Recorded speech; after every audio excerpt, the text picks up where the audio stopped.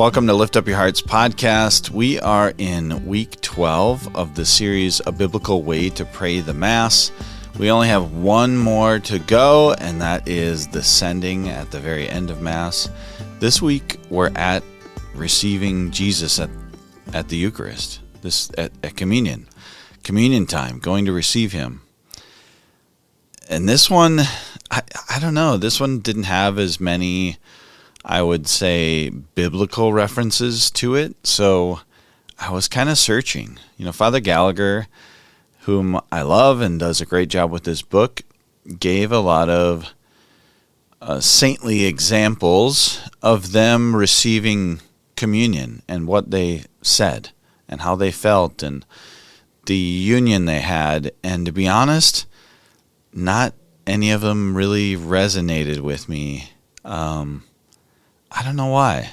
I think sometimes, those stories of intimacy, just if they're not mine, they don't really resonate with me. So I'm going to share you some of my own instead. So Venerable Bruno says at Holy Communion, we should seek the heart of someone in love. And I have felt that.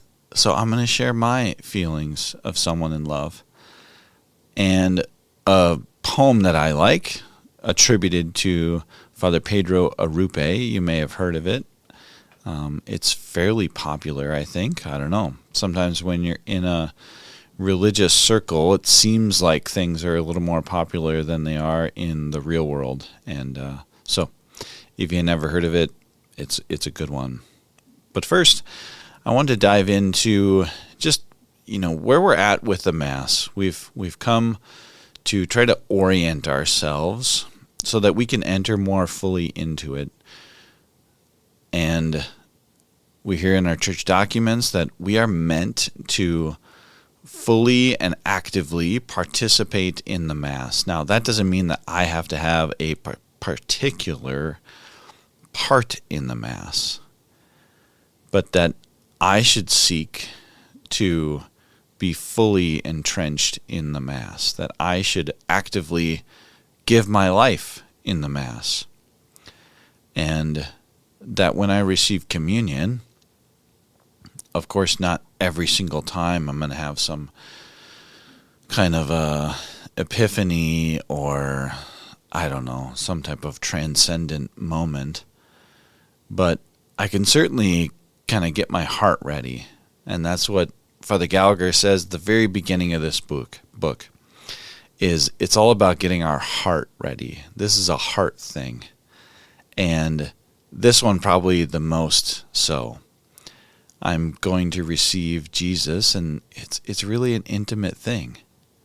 For me, I just want to be kind of alone. And I don't know if this is because I'm a little bit introvert, a little bit extrovert. It's weird to share this, to be honest.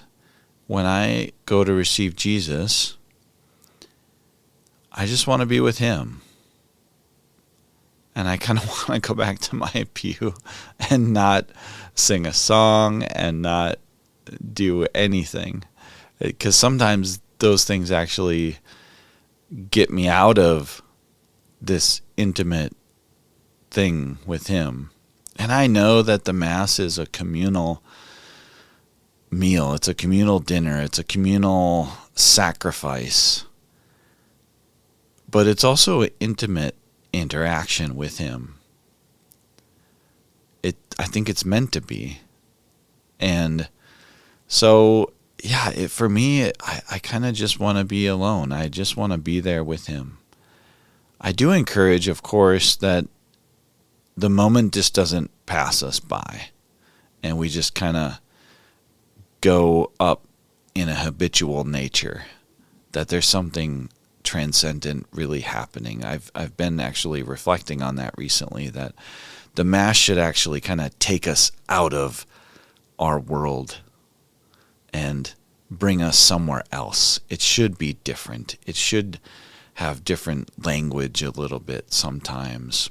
We should have different postures that I don't have for anything else, because nothing else in this world, I'm posturing to God. I try to teach my daughter that I don't genuflect for anything else. The only thing I've ever genuflected for, other than for God, is to propose to my wife. So I'm offering my life to her. And I'm laying it down at her feet.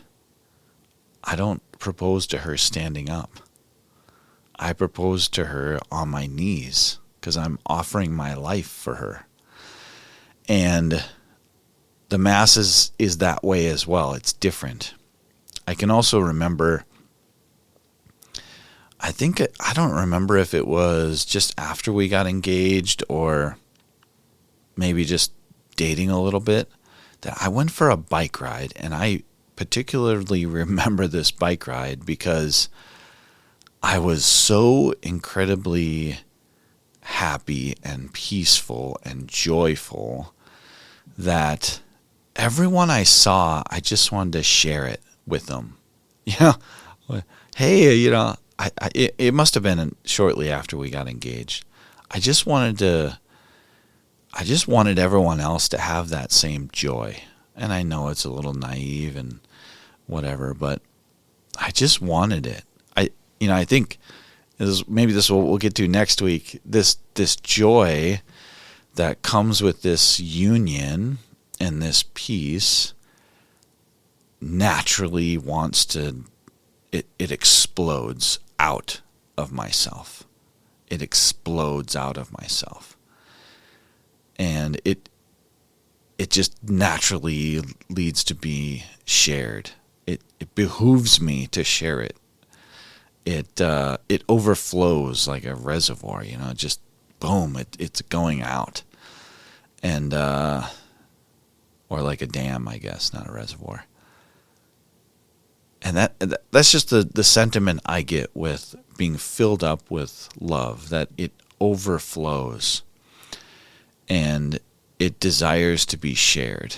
Now I want to share this poem by Father Arupe, because I think it encapsulates a sacrificial love as well. He says, "Nothing is more practical than finding God, than falling in love in a quite absolute way. What you fall in love with, what seizes your heart, or what seizes your imagination will affect everything. It will decide what gets you out of bed in the morning, what you do for your evenings, how you spend your weekends, what you read, who you know, what breaks your heart, and what amazes you with joy and gratitude. Fall in love, stay in love, and it will decide everything." I love this because it's so true. And it's also the reverse of it is true. Evaluate what gets me out of bed in the morning, what I spend my evenings with, who I hang out with, what breaks my heart. And those things I have started to love and worship. And if those things are not God, I need to orient my life differently. The first thing that comes to mind is football. Now, I'm not this way anymore, but it's really easy on a Sunday to get into a game and it breaks my heart and it ruins my day.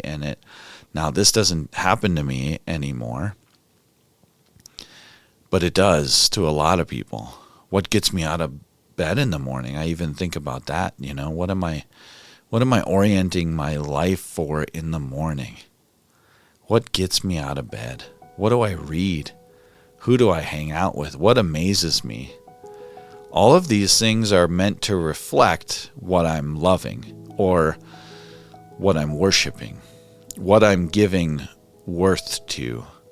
I'm saying this is worthy of my worship. I am giving my life to it.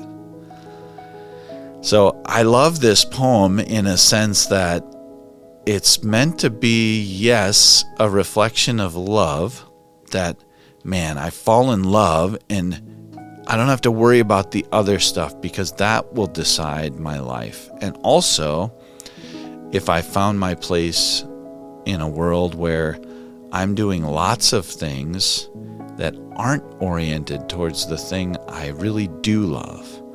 And let's get back to that instead. I've strayed a little bit, I've wandered a little bit, and let's get back to this. And I think that's a good reflection for me this week, because when I read this chapter in the book, I honestly felt kind of nothing. And then I reflected and I thought, are you really in love with Jesus? Or has it just kind of been a habit a little bit? Has it been just a thing you've done for so long? Are you really in love with him as a lover and not just as a savior? I love him. I want to be with him. And so this week has enlivened that in me for sure as well, and I hope it has for you. Please pray for me. Please be assured that I am praying for you. I will see you in a couple days with the Sunday reflection, the Sunday contemplation. God bless.